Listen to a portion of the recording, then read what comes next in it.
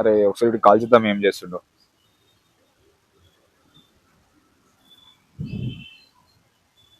మామ ఏడున్నావు? ఇప్పుడే రైడ్ అయిపోయిందా, స్పాట్కి వెళ్తున్నా. స్పాట్కి వెళ్తున్నావా? సరే మామ వస్తున్నా నేను కూడా. త్వరగా వచ్చాయి. ఓకే మామ. అయ్యమ్మ ఏంది మధ్యలో మంచి ఎంజాయ్ చేస్తున్నావు? అరే హాయ్.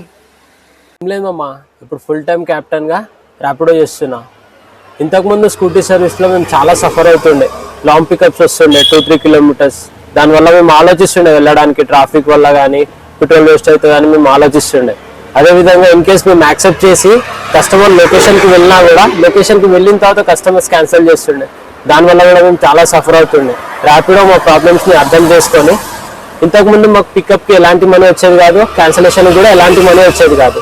బట్ ఇప్పుడు పికప్కి 6 రూపీస్ పర్ కిలోమీటర్ ఇస్తున్నారు. ఫర్ ఎగ్జాంపుల్ 2 కిలోమీటర్స్ పికప్ వచ్చిందంటే 12 రూపీస్ వస్తుంది అనమాట. సో అలాగే మాకు బెనిఫిట్ అయింది. ఇన్ కేస్ క్యాన్సిలేషన్ అయినా కూడా మాకు అప్ టు 25 రూపీస్ అనేది ఇస్తున్నారు. ఎందుకు ఆలస్యం, నువ్వు కూడా వెంటనే ర్యాపిడోలో జాయిన్ అయిపో, నాలాగా ఎక్స్ట్రా మనీ అనేది ఏం చేసుకో.